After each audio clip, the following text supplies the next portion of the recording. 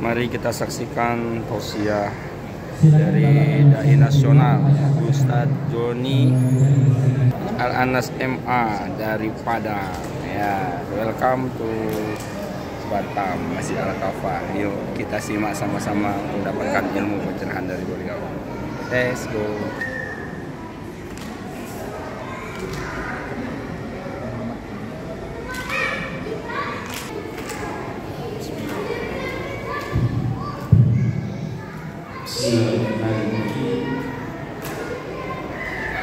Assalamualaikum warahmatullahi wabarakatuh.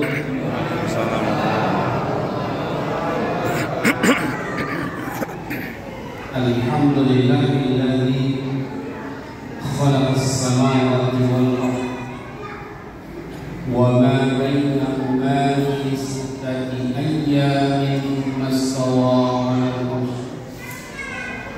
Asyhadu an la ilaha illallah wahdahu la syarika lahu wa asyhadu anna Muhammadan 'abduhu wa rasuluh sallallahu alaihi wasallam la nabiyya ba'dahu. Faqala Allah ta'ala fil Qur'anil Karim a'udzu billahi minasy syaithanir rajim. Bismillahirrahmanirrahim.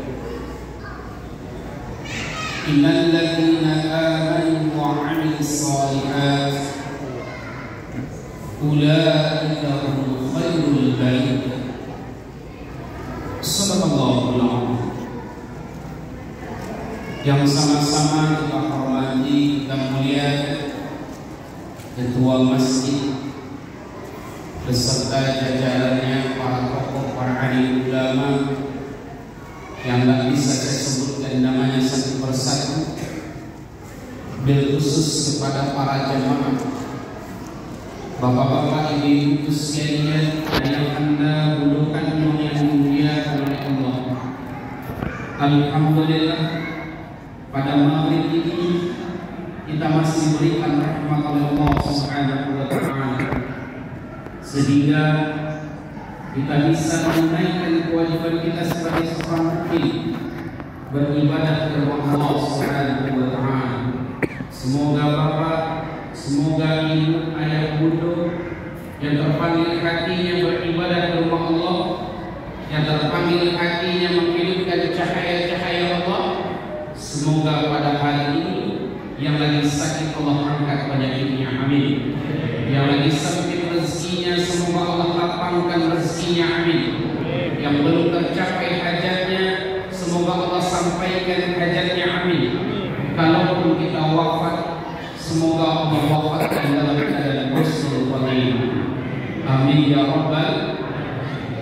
Bapak Ibu sekalian yang dimuliakan oleh Allah Subhanahu wa Ta'ala, alhamdulillah, ini berkat rahmat Allah, Allah pertemukan kita di dalam rumah Allah ini. Maka insya Allah ada kajian menarik pada hari ini yang saya sampaikan. Nanti kalau ada kata-kata yang menyinggung hati, yang menyinggung perasaan, jangan jadikan kajian ini menjadi suatu penyakit, tapi jadikanlah kajian ini menjadi suatu momentum bagaimana sama-sama kita meningkatkan keimanan dan ketakwaan kita kepada Allah Subhanahu wa Ta'ala. Kalau kita mendengar, kalau kita melihat, kalau kita mengkaji, sebagaimana firman Allah dalam surat Al-Isra, perjalanan baginda Rasulullah sallallahu alaihi wasallam dari Masjidil Haram sampai ke Masjidil Aqsa, lalu melanjutkan perjalanan ke Sidratul Muntaha.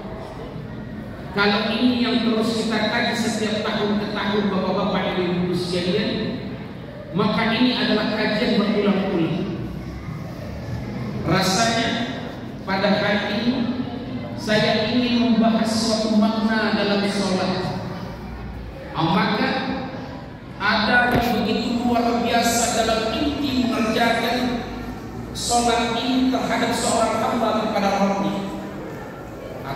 Sebelum saya membahas ini lebih lanjut, maka saya ingin meluruskan tentang bulan Rajab lebih dahulu. Karena banyak amalan-amalan orang-orang di bulan Rajab yang tidak sesuai dengan syariat, mohon maaf saja. Banyak amalan-amalan di bulan Rajab yang tidak sesuai dengan disampaikan oleh para ulama-ulama. Maka kalau nanti ada yang tersebar luas di WA kita, maka tidak perlu kita sebar luaskan, dihapus saja. Apa maksudnya? Ada yang tersebar di WA, barang siapa berpuasa hari pertama di bulan Rajab, di hari kedua, di hari ketiga secara berturut-turut, maka terbebaskan dari azab api neraka. Barang siapa yang menyebarkan berita ini, maka ini mendapatkan amal jannah. Apa maksudnya? Orang yang melaksanakan puasa wajib saja belum ada jaminan surga, apalagi orang yang melaksanakan puasa sunnah. Begitu juga barang siapa yang melaksanakan sholat lain, sholat malam pada bulan Rajab hari pertama, hari kedua, hari ketiga, maka dijamin oleh Allah terbebas dari azab api neraka. Ini adalah kajian yang tidak ada landasannya. Tak pernah ulama-ulama kita menyampaikan orang yang melaksanakan sholat wajib saja belum dapat jaminan surga, apalagi orang yang melaksanakan sholat-sholat sunnah. Atau barang siapa berpuasa yaumin di bulan Rajab 3 hari berturut-turut, maka pahalanya sama mereka berpuasa di bulan Ramadan. Bayangkan, puasa sunnah 3 hari disamakan pahalanya seperti mereka yang melaksanakan puasa wajib di bulan Ramadan. Tapi ada bapak-bapak, ibu-ibu sekalian yang dimuliakan oleh Allah Subhanahu wa taala, doanya baginda Rasulullah sallallahu alaihi wasallam di bulan Rajab ini. Ada doanya Rasul. Apa doanya Rasulullah dalam kitab Al-Adab al-Mufrad halaman 79, dalam kitab Al-Mustah halaman 41. Apa doanya Rasulullah? Allahumma barik lana fi Rajab wa Sya'ban wa balighna Ramadan. Ya Allah, berkahi kami di bulan Rajab, di bulan Sya'ban, maka sampaikan umur kami di bulan Ramadan. Apa maksudnya? Ketika kita biasakan melaksanakan puasa-puasa sunnah di bulan Rajab, kita teruskan di bulan Sya'ban, nanti ketika di bulan Ramadan tak canggung lagi kita melaksanakan puasa, tak canggung lagi kita melaksanakan puasa-puasa sunnah di bulan Rajab dan di bulan Sya'ban, nanti kita lakukan di bulan Ramadan, yaitu puasa wajib. Maka ada kajian menarik pada hari ini, memperingati Isra dan Mi'rajnya bagi Rasulullah sallallahu alaihi wasallam. Apa? Kalau Rasulullah dia berdoa di bulan Rajab, sampaikan di bulan Sya'ban, dan sampai di bulan Ramadan, umurnya sampai di bulan Ramadan, di dalam kitab Al-Adab ada 3 asbab doa orang itu ditolak oleh Allah. Ada 3 asbab doa orang ditolak, maka doa itu tak sampai kepada Allah. Yang pertama siapa? Mereka yang melakukan perbuatan musyrik, agamanya Islam, tapi meyakini ada kekuatan selain dari Allah Subhanahu wa taala. Apa salah satu contohnya? Kalau dulu orang menyebutnya dukun, tapi dukun itu sekarang rumah namanya itu dirubah. Apa namanya? Orang pintar. Kalau dia menemukan penyakitnya di rumah sakit, maka dia berubah ke orang pintar. Lihat dalam hadis riwayat Ahmad, orang yang mendatangi dukun, orang yang mendatangi paranormal, tidak diterima sholatnya 40 hari. Itu mendatanginya saja, apalagi mereka berobat kepadanya. Maka lihat dalam surat Al-Baqarah firman Allah yang begitu cantik, yang begitu indah. Innal ladzina kafaru min ahli kitab wal musyrikina fi nari jahannam khalidina fiha ulaika hum syarrul bariyah. Orang kafir sudah pasti masuk neraka jahanam. Kenapa? Karena orang kafir itu matanya buta, telinganya tuli, mata hatinya mati.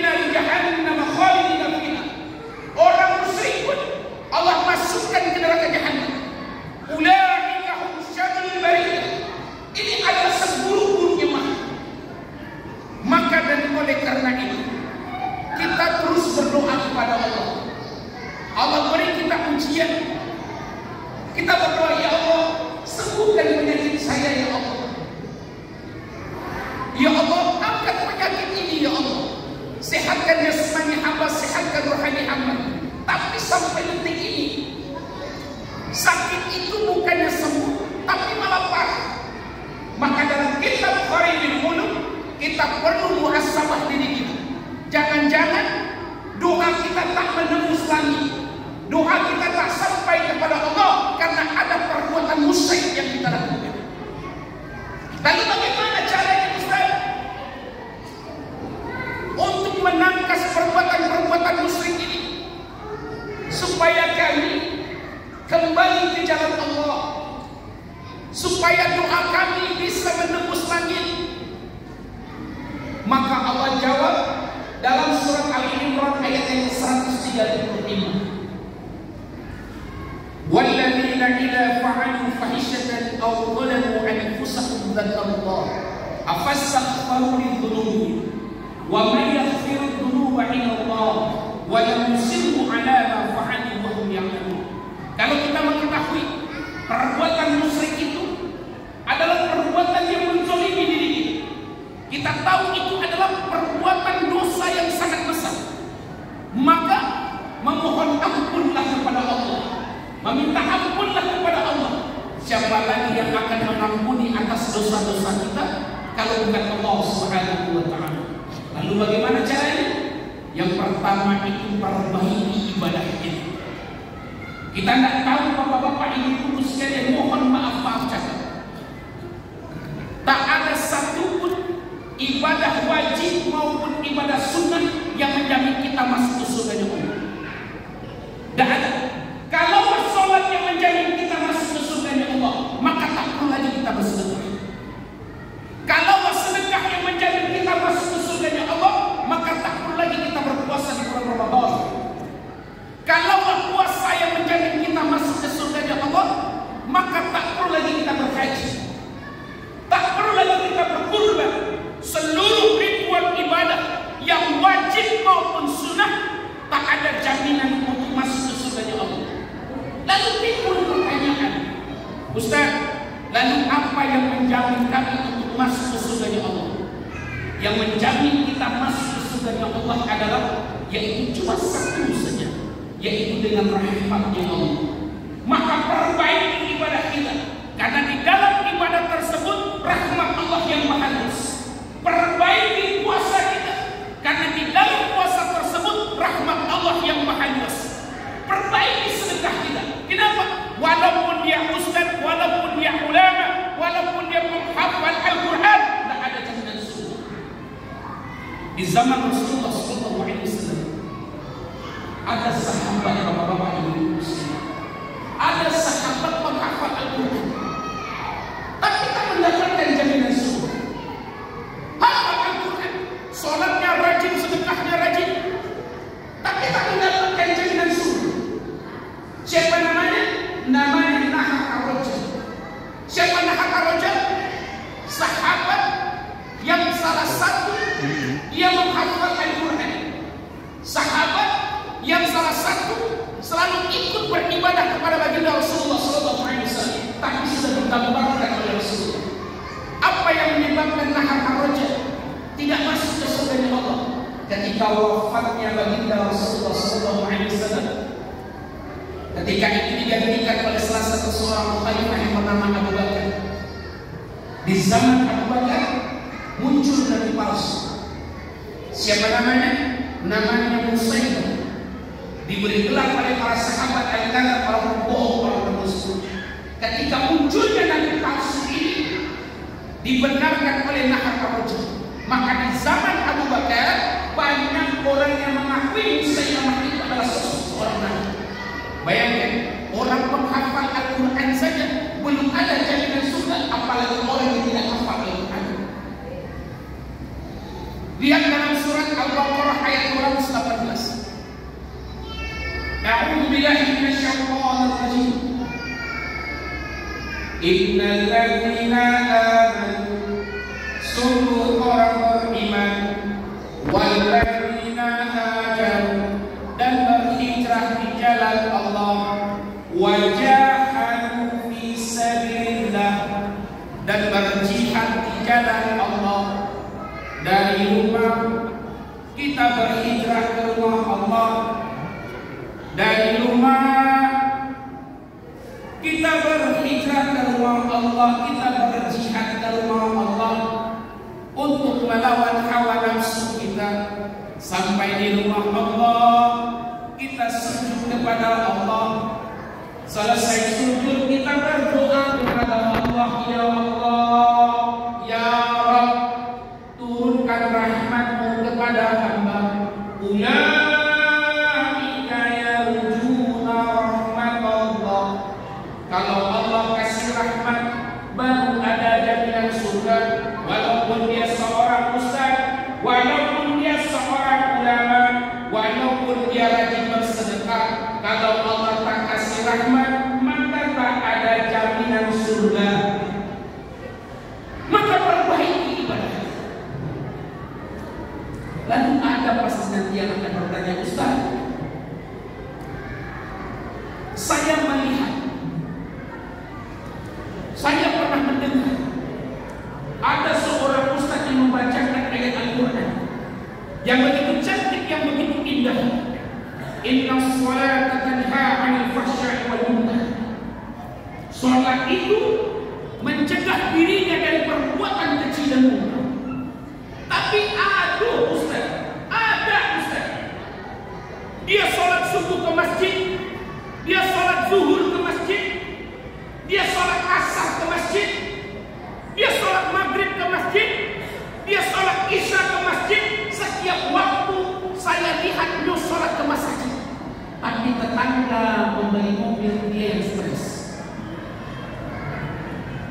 Setiap waktu dia salat, tapi tetangga yang membuat rumah, dia yang menyempurnakan.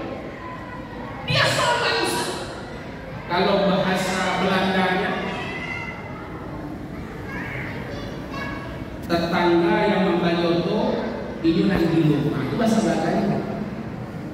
Dia sholat, sholat subuh, sholat zuhur, sholat asar, sholat maghrib, sholat isya, dia sholat ke masjid. Otomatis ayat firman Allah, Inna sholata tanha 'anil fahsya'i wal munkar, berarti tidak balance dengan diri manusia. Nanti timbul pertanyaan, apakah sholatnya yang salah? Ada orang sholat tetangga yang beli mobil, dia yang stres. Apakah sholatnya yang salah? Lah, tidak. Kenapa? Kata Buya Hamka cuma tuh, kalamnya Buya Hamka, kalau ingin melihat sholat orang itu baik, maka lihat dari dua hal ini. Yang pertama, lihat dari perkataannya dan perbuatannya. Yang kedua, lihat dari cara berpakaiannya. Lihat dari perkataan dan akhlak. Makanya banyak orang-orang yang sholat perkataannya tak terjaga. Banyak para dai, banyak para ulama yang perkataannya tak terjaga, yang menghina para pedagang. Banyak para pemimpin yang ada profesor, yang ada doktor, sholatnya rajin, tapi perkataannya tak terjaga. Ya, apakah sholatnya yang salah? Lah, makanya perbaiki ibadah kita supaya Allah turunkan kepada. Lihat dalam kelanjutan dalam surat Al-Maidah tersebut. Inna sholat tanha 'anil fahsya'i wal munkar tersebut. Orang yang melaksanakan sholat itu dengan baik, apa kata Allah, yang akan mencegah dirinya dari perbuatan kecil. Lihat dalam surat Al-Maidah. Innal ladzina amanu wa 'amilus shalihat ulaika hum khairul bariyah. Siapa orang beriman ini? Mereka yang mengerjakan kebaikan. Ketika dia menjadi pemimpin yang aman.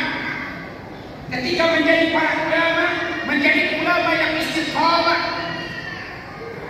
Dia mencintai saudaranya karena Allah. Dia mengajak saudaranya beribadah ke rumah Allah dari hatinya. Saling mendoakan karena Allah. Lalu apa kata Allah?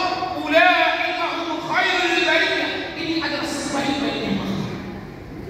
Maka lihat dalam kitab Al-Awal, orang yang Allah katakan sebaik-baiknya makhluk itu peluang sangat besar Allah turunkan Quran. Maka oleh karena itu bapak-bapak ibu-ibu sekalian yang dimuliakan oleh Allah Subhanahu wa taala, maka inti dari ibadah kita ini, walaupun sholat ini adalah salah satu yang membedakan kita dengan orang kafir. Orang mukmin, orang Islam itu bedanya dengan orang kafir adalah sholat. Tapi lihat dalam fikih ibadah, dimohon maaf cakap, di dalam fikih ibadah secara umum itu kan cuma dua, dan termasuk orang sakit. Orang yang tak wajib sholat itu siapa mereka? Yang pertama adalah anak kecil yang belum balik. Yang kedua, orang gila. Jadi kalau ada saudara kita walaupun agamanya Islam tapi tidak sholat, berarti sama mereka orang gila.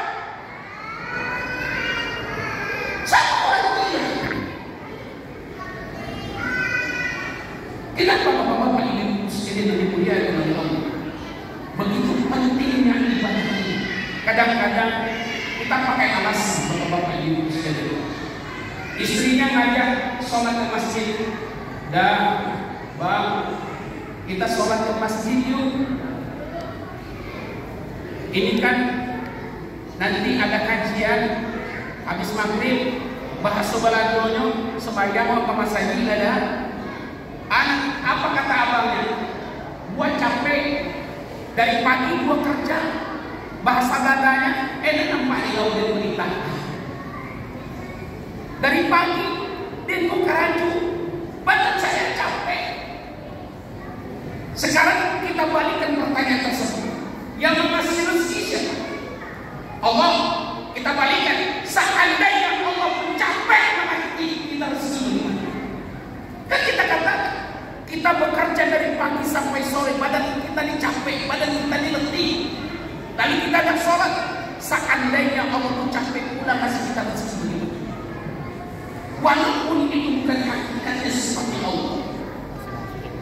Maka supaya kita termasuk orang yang mendapatkan rahmat Allah, supaya kita termasuk orang yang tidak doanya menembus langit, maka perbaikilah ibadah kita. Perbaiki ibadah. Yang kedua, siapa doanya yang tidak menembus langit, dimohon maaf, nanti jangan marah kepada saya bapak-bapak ibu sekalian. Yaitu mereka yang akidahnya tergadaikan. Yang punya Al-Quran silakan dibuka. Saya kaji asbabun nuzul ayat ini. Saya kaji asbabun nuzul ayat ini di dalam surat Al-A'raf ayat 176. Jauh sebelum Nabi Muhammad SAW, jauh sebelum hidupnya Nabi Isa alaihissalam, di zaman Nabi Musa alaihissalam ada orang yang dekat dengan Allah. Siapa namanya? Namanya Bal'am bin Ba'ur. Bal'am bin Ba'ur ketika dia berdoa kepada Allah, kalau kabulkan doanya, tinggalnya di Mesir, di wilayah Bani Kan'an.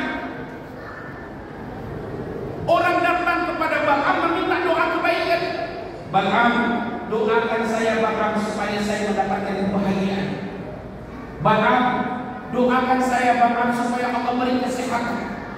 Bal'am, doakan kami Bal'am sekeluarga supaya keluarga kami ini dirahmati oleh Allah. Orang datang kepada Bal'am meminta doa kebaikan. Tapi ketika itu apa bapak-bapak ibu sekalian?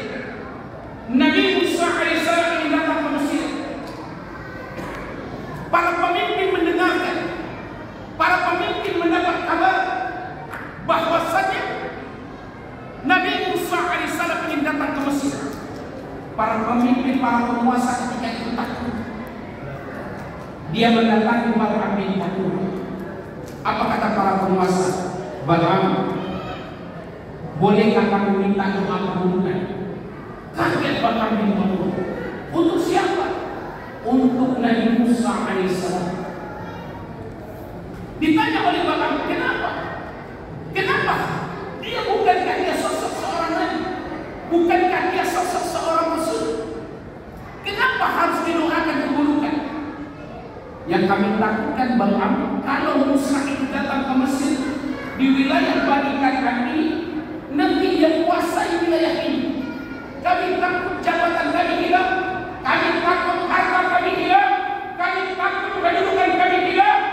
Maka kami minta doakan Musa ini supaya mendapatkan keburukan, supaya dia tak datang ke wilayah Bani Kan'an.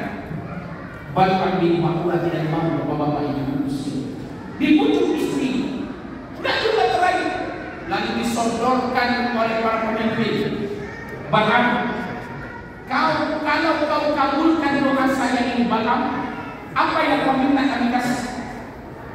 Kau minta jabatan Balaam, kami kasih kau jabatan. Kau minta kedudukan Balaam, kami kasih kau kedudukan. Kau minta harta Balaam, kami kasih kau harta. Apa yang kau minta kami kasih. Tapi doakan Musa itu jangan sampai dia datang ke wilayah Bani Kan'an. Mulai akidahnya tergoyah. Mulai akidahnya tergoyah. Maka ketika itu diterima oleh Balaam, diterima oleh Balaam bin Ba'ura untuk mendoakan keburukan kepada Nabi Musa alaihissalam. Kebiasaan Balaam bin Ba'ura kalau dia berdoa dia naik ke atas bukit. Nama bukitnya Bukit Husban. Ketika dia naik ke atas bukit, dia suka menunggangi keledainya. Dia tunggangi keledainya. Oleh Balaam bin Ba'ura di pertengahan jalan, keledainya menderu, tak mau melanjutkan perjalanan. Karena Balaam bin Ba'ura akidahnya sudah tergadaikan, matanya sudah putar, telinganya sudah kuning, dalam pikirannya hanya jabatan, dalam pikirannya hanya harta, dalam pikirannya hanya kedudukan, maka dipecut keledai ini sekeras mungkin. Maka terpaksa keledai itu naik ke atas bukit. Sampai di atas bukit bapak-bapak ini lurus sekali. Ketika Balaam bin Ba'ura berdoa kepada Allah, yang tadi lidahnya lurus menyebut nama Allah Subhanahu wa Ta'ala, dan ketika itu lidahnya terpatah-patah membaca atau menyebut nama Allah. Inilah asbabun nuzul surat Al-A'raf ayat 176. Ketika Balaam bin Ba'ura berdoa kepada Allah, lidahnya terpatah-patah, lidahnya panjang keluar melebihi dari dagunya sampai ke dadanya. Maka satu-satunya manusia yang Allah umpamakan seperti anjing dalam Al-Quran adalah Balaam bin Ba'ura. Apa maksudnya Ustaz? Kalau ada di antara kita, mohon maaf cakap, para pemimpin yang terkataikan akidahnya demi jabatan, para pemimpin yang terkataikan akidahnya demi harta, demi kedudukan, maka pemimpin ini sama seperti anjing. Maka dia berdoa tak sampai kepada Allah. Doanya tak sampai menembus langit. Bukankah ini menjadi pelajaran bagi kita? Makanya hati-hati itu. Bapak Ibu yang kemarin di Kota Padang juga banyak tuh. Apa maksudnya hati-hati yang kemarin? Yang menerima uang 200.000, yang menerima beras, yang menerima sembako, yang tergadaikan akidahnya gara-gara pemimpin. Hati-hati. Kalau tak bertobat, apa kata Rasulullah? La yadkhulul jannah. Tidak akan pernah kita masuk surga Allah. Satu-satunya tuh manusia yang membangunkan seperti ini. Betapa banyak sekarang orang-orang yang tergadaikan akidahnya demi kedudukan. Dia seorang pemimpin agamanya Islam, dia seorang ahli dalam bidang agama. Betapa banyak akidah yang tergadaikan. Kalau dia berdoa kepada Allah, doanya tak sampai menembus langit ini.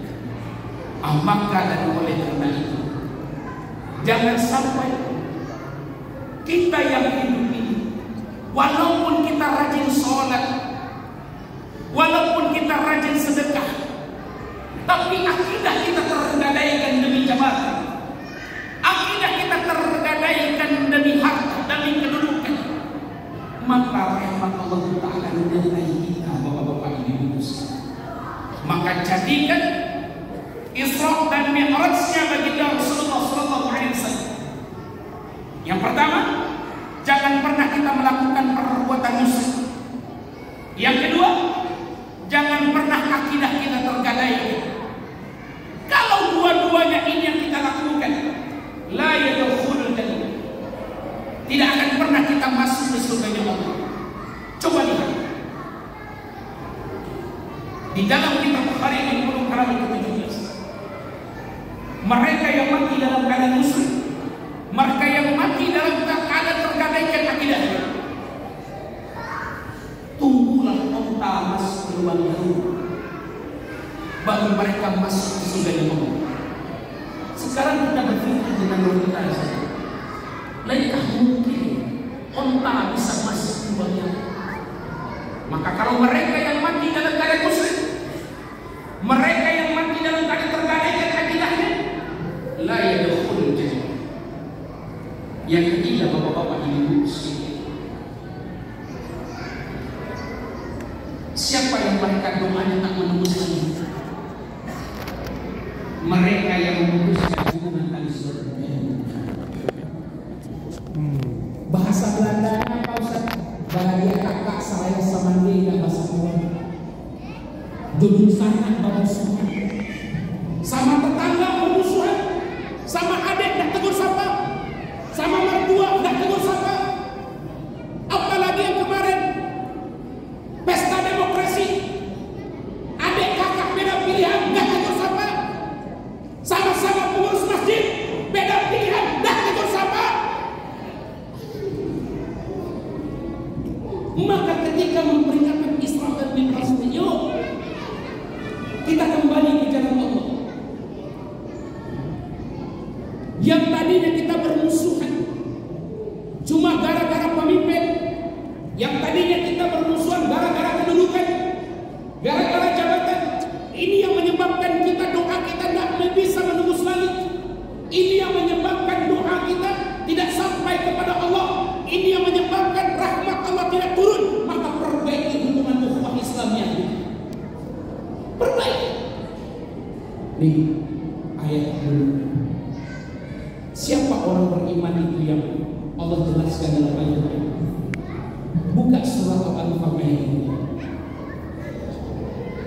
Siapa mereka? Dalam surat Al-Anfal ayat ini, innamal mu'minuna alladziina idza dzukirallah wajilat qulubuhum. Orang beriman. Orang beriman kalau disebut nama Allah gemetar hati. Itu orang beriman. Apa maksudnya Ustaz? Ketika azan berkumandang, azan berkumandang itu bukan undangan manusia, itu undangan Allah. Dikumandangkan oleh saudara kita, Allahu Akbar, Allahu Akbar. Apa kajian yang tersirat dalamnya? Apa kata Buya Hamka? Hai hamba, kata Allah. Hai hamba, aku rindu pada kalian, kata Allah. Yang lagi tidur, bangun dari tidur kalian. Yang lagi duduk, bangkit dari duduk kalian, kata Allah. Datanglah ke rumahku. Datanglah ke rumahku ini, kata Allah. Aku rindu pada kalian. Aku rindu kau datangi, kata Allah. Sampai kau di rumahku, sujudlah kepadaku, kata Allah. Selesai kau sujud, mintalah kepada apa yang kau minta akan diperkenankan doa. Itu orang yang beriman. Kalau dalam istilah orang beriman itu diyakini di dalam hati, diungkapkan dengan kata-kata, diamalkan dalam perbuatan. Itu orang beriman. Apa maksudnya Ustaz? Yang sekarang, yang tadi kita nak tegur sapa dengan saudara-saudara kita, beradik kakak, dengan mertua, dengan paman, dengan mak ete, dengan tetangga, yang tadinya kita tak tegur sapa, tapi dalam hati kita itu terbetik. Apa yang terbetik? Ya Allah, kalau saya teruskan hal-hal yang seperti ini, maka saya tidak akan pernah masuk ke surga-Mu, ya Allah. Temui saudara-saudara. Itu salah satu orang yang beriman. Itu adalah salah satu orang mukmin. Maka bedakan orang Islam dengan orang beriman. Bedakan orang Islam dengan orang mukmin. Bapak-bapak ibu-ibu sekalian, sangat berbeda. Orang mukmin itu orang yang beriman. Orang Islam itu belum tentu dia beriman. Kenapa? Karena banyak di luar sana orang yang beragama Islam tapi tidak sholat. Tapi kalau orang mukmin ketika azan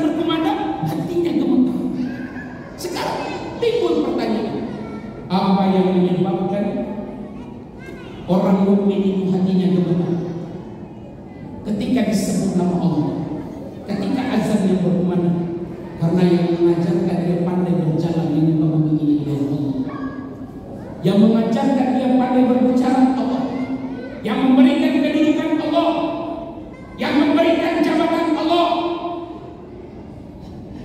yang memberikan dia sehat Allah.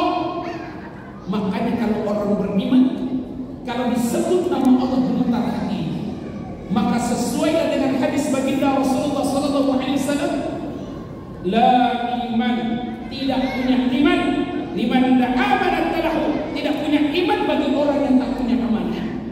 Walaupun dia ulama, walaupun dia pemimpin, tapi kalau dia tak amanah maka dia tak punya iman.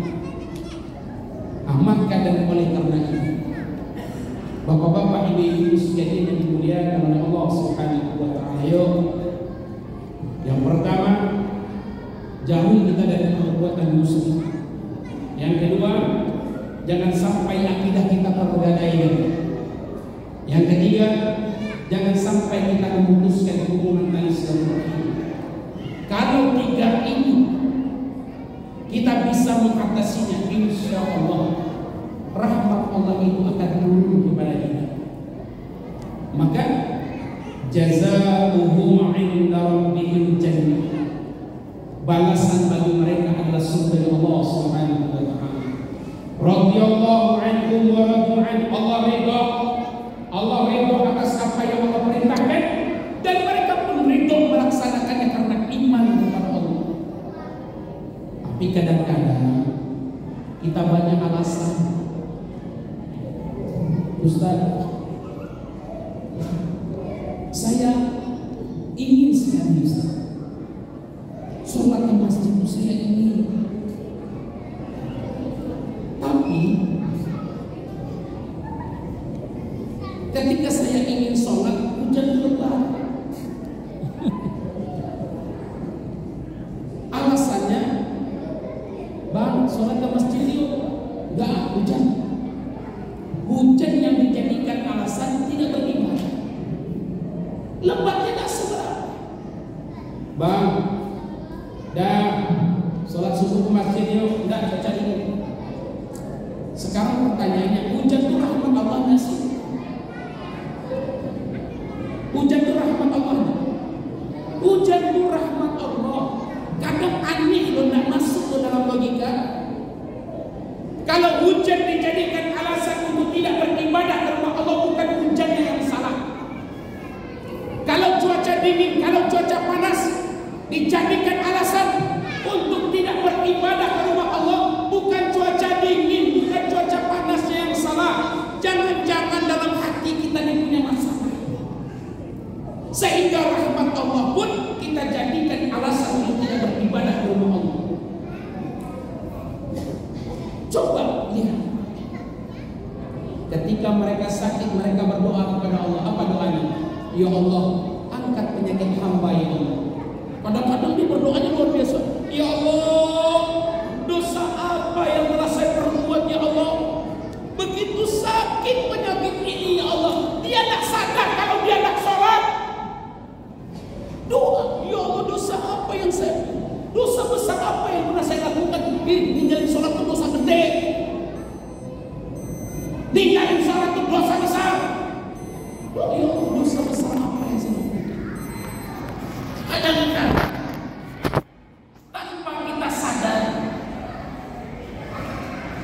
kita tak menyadari. Tanpa kita sadari, kita tak menyadari. Doa kita itu mengukur kebaikan Allah. Maka dan oleh karena itu, bapak-bapak, ibu-ibu sekalian, ayah anda, bunda kandung yang dimuliakan oleh Allah, semoga di akhir-akhir bulan Rajab ini jangan sampai kita melakukan perbuatan musyrik, jangan sampai tergadaikan akidah kita, jangan sampai kita memutuskan hubungan tali silaturahim. Kalaupun ada tiga ini yang kita lakukan, obatnya ada di dalam surat Ali Imran ayat 135. Maka bertaubatlah kepada Allah sebelum ruh dan jasad ini terpisah. Tapi kalau antara tiga ini ada pada diri kita sekarang, dengan keangkuhan kita nak mau bertaubat kepada Allah, lalu dia mati dalam keadaan musyrik, mati dalam keadaan tergadaikan akidahnya, mati dalam dalam keadaan memutuskan hubungan tali silaturahim, la yadkhulul jannah. Semoga pada malam hari ini kita jauh dari ini semua, bapak-bapak ibu-ibu sekalian. Yuk, supaya berkahnya majelis ilmu kita pada malam hari ini, alangkah indahnya kita tutup dengan berselawat kepada baginda Rasul. Kenapa? Allah yang menciptakan Rasulullah, Allah yang menciptakan Nur Muhammad, Allah yang menciptakan Ahmad Muhammad berselawat kepada Rasulullah sallallahu alaihi wasallam. Para malaikatnya berselawat kepada Rasulullah. Innallaha wa malaikatahu yusholluna 'alan nabi. Ya ayyuhalladzina amanu shallu 'alaihi wa sallimu taslima. Allah dan para malaikatnya berselawat kepada baginda Rasulullah sallallahu alaihi wasallam. Kenapa kita umatnya tidak mau berselawat kepada Rasulullah? Yuk, semoga di malam hari ini, di akhir-akhir bulan Rajab ini, kita berselawat kepada Rasulullah. Semoga kelak di padang mahsyar nanti kita termasuk diakui oleh umatnya baginda Rasulullah sallallahu alaihi wasallam. Kita dibimbing oleh Rasulullah untuk menuju jannahnya, untuk menuju surganya Allah, ditempatkan di tempat yang tertinggi di dalam surganya Allah Subhanahu wa taala. Yuk sama-sama kita serentak kita berselawat kepada baginda Rasulullah sallallahu alaihi wasallam. Sallallahu ala